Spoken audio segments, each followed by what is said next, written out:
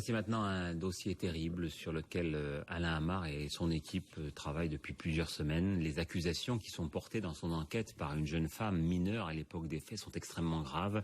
On a même peine à les croire pour certaines d'entre elles, mais c'est sa parole. Les noms qu'elle cite ont été recouverts d'un bip pour ne pas atteindre à la présomption d'innocence. Véronique a 20 ans.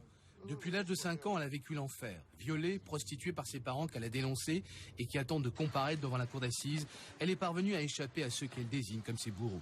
Son histoire n'est pas ordinaire et peut même paraître inventée. Toutefois, s'il est légitime de douter, ce que nous a dit et répété spontanément cette jeune femme a de quoi révolter. En particulier, lorsqu'elle affirme, malgré les menaces qui pèsent, dit-elle, sur elle, avoir fréquenté une secte satanique, les martinistes, avoir subi des tortures et torturé elle-même. On se fait battre, on se fait mettre des objets dans les orifices, on se fait... Il y a des fois des sacrifices d'enfants pour rendre grâce à Satan. Il y a beaucoup de choses comme ça. On tue un animal, on nous verse le sang sur la tête et le reste dans une coupole qu'on met sur l'autel. Et donc en fait, vos parents, comme tous les parents de ces enfants dont vous nous parlez, vendaient leurs enfants. Exactement, puisque ça rapporte un certain pourcentage d'argent, puisqu'un enfant qui a moins de 8 ans vaut 22 000 francs. D'où viennent-ils ces enfants? Les enfants qui sont sacrifiés ne sont pas déclarés ou sont des enfants étrangers. Notamment quand j'étais sur Agen, c'était des enfants, c'était des petits Africains, ils étaient noirs.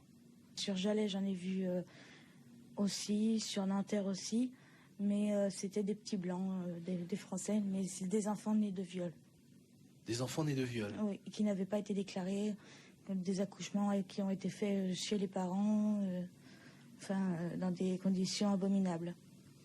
Et donc, dans la mesure où ils n'étaient pas déclarés, ils étaient sacrifiés? Voilà. Non seulement vous faisiez partie donc de la secte, mais vous avez participé à ce rituel? Oui. Alors, en 94, j'ai dû sacrifier sous la menace d'une arme avec 2 de mes amis à Jalais un enfant. Et on a dû toutes les 3 l'assassiner, quoi. Sous la menace d'une arme, si on ne le faisait pas, on serait fait encore plus.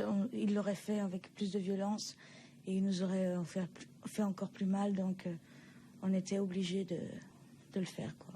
Et qui vous menaçait d'une arme? Celui qui dirige la gendarmerie. Et ces cadavres, qu'est-ce qu'ils en font après? Celui qui m'a le plus marqué, puisque c'est celui auquel j'ai participé. Ils l'ont emmené dans une cave qui était à Cholet, transporté dans un sac noir à poubelle noire avec une croix blanche renversée. Et ils avaient un gros bidon, ils ont mis quelque chose, je sais pas si c'était de l'essence ou de l'acide ou quelque chose comme ça. Mais moi et Sophie et Cécile, on s'est tous sauvés. Toutes les 3, on s'est sauvés. Donc en fait, ils brûlent les cadavres? Ils doivent les brûler, oui. Vous pensez que tout ça, c'est une sorte de réseau, des gens qui se tiennent un petit peu pour ne pas tomber, quoi. Voilà, et puis c'est pour se protéger aussi. Parce qu'étant donné quand même qu'il y a des hommes de loi qui sont dedans, c'est vrai que ça ferait quand même un drôle de tapage si on apprenait qu'il y avait des juges et tout ça qui faisaient partie de ces réseaux-là. Mais vous en avez vu, vous, personnellement? J'ai vu un email de monsieur. Moi, je ne savais pas qui c'était. C'était pour un transfert de fonds. Un transfert de fonds. Et vous pensez que ces gens-là font partie des sectes elles-mêmes, la secte satanique dont vous parlez ou... Ils les couvrent toutes. Je ne dirais pas forcément qu'ils en font partie, mais ils les couvrent, ça c'est sûr.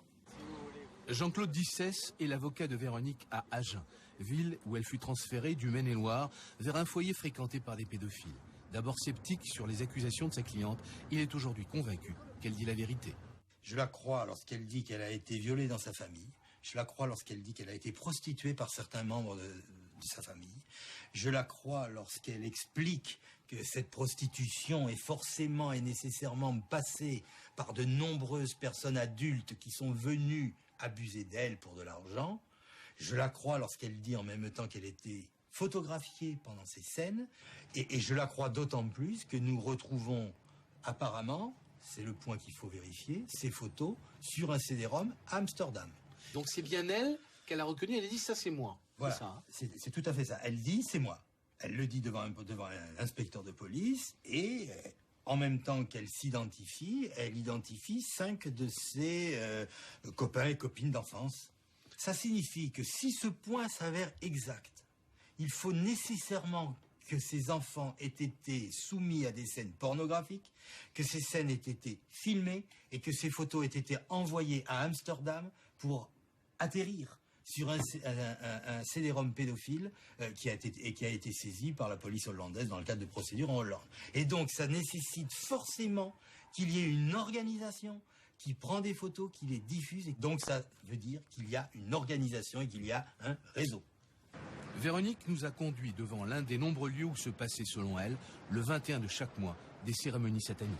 Alors c'est ici que je suis venue plusieurs fois. Notamment, je me rappelle bien d'une fois en 94, où je me suis retrouvée à un rituel satanique où il y a eu un meurtre d'enfant. Et donc on était monté au second. Voilà. Et là, il y a eu viol. On devait être 5 ou 6 enfants. C'était pas une très très grosse réunion. Là, il y avait beaucoup de gens, notamment des notables, mais que je ne connais pas forcément leur prénom. Voilà. Et vous-même, vous avez subi... Oui, j'étais là et j'ai subi. Il y avait mon père. Ma mère n'était pas là cette fois-ci. Son incroyable mémoire permet aussi à Véronique de se souvenir d'un coup de téléphone où elle entend parler de la petite Marion Wagon, disparue le 14 novembre 1996. J'étais chez une des pédophiles. Et donc là, le téléphone a sonné, elle s'est mise à hurler. Elle était à l'étage, moi j'étais dans sa chambre en bas. J'ai donc décroché le téléphone qui se trouvait dans sa chambre. Et j'ai entendu un homme que je connais, Walter, qui réclamait plus d'argent, sinon il allait tout dénoncer à la police en disant, il disait lui-même, de toute façon c'est pas moi, j'irai pas en prison, c'est pas moi qui l'ai tué, moi j'ai fait que de l'héberger sous vos ordres et que 6 jours. Et maintenant je veux l'argent et moi j'irai pas en prison. Et là j'ai entendu Jean-Marc qui a dit comme ça, de toute façon là où sont enterrés les Maccabées, ils sont pas prêts de les retrouver. Et vous avouez qu'ils sont enterrés, vous? Je pense qu'ils sont enterrés à Grand-sur-Lot dans l'arrière-cour. Le cadavre de Marion serait éventuellement là. Je pense, oui. Des fouilles auraient été effectuées récemment, en vain. Véronique aurait-elle affabulé? En tout cas, sa déclaration laisse incrédule le père de la disparue. Quand on parlait de secte, Oui. vous n'y avez jamais pensé, vous? Bien sûr que si. On a reçu des tas de courriers, des centaines et des centaines de lettres, mais c'est le côté auquel on ne veut pas penser, auquel on se refuse. Maintenant, bon, c'est vrai que les événements aussi de l'époque, pour reparler de l'affaire du trou, bon, nous ont fait... On se dit, bon, ça n'arrive qu'en Belgique, mais en fin de compte, ça peut se passer en France. Mais c'est le côté auquel on ne pense pas, nous. Un ancien commandant de gendarmerie, à l'époque chargé de l'affaire Marion, se souvient du coup de téléphone dont parle Véronique. On n'a pas été capable de savoir d'où venait l'appel, et l'appel arrivait chez un particulier. Nous n'avons pas été capables de remonter l'appel, donc on ne sait pas qui l'a passé. C'est vrai que j'ai entendu dire qu'il y avait une jeune fille qui avait fait des dépositions, mais je ne les connais pas parce que je ne suis plus actuellement dans la gendarmerie. Ce que je veux dire, c'est que je fais confiance à mes anciens collaborateurs pour vérifier toutes les pistes. Comment se fait-il que 5 enfants violés à Angers, on retrouve leurs photos à Amsterdam 10 ans après? Voilà la question. Et cette question-là, vous comprenez bien qu'elle est trop grave pour qu'on puisse s'amuser à ne pas la poser. C'est très dur, ça revient dans les cauchemars toutes les nuits. Chaque seconde, quand un enfant crie ou un enfant pleure. Mais dans la rue, à n'importe quel moment, quand on voit un enfant, on se dit peut-être que maintenant il sera aussi grand que celui-là.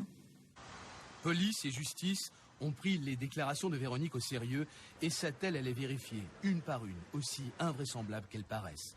De ces vérifications dépend peut-être l'éradication de certains réseaux pédophiles et criminels.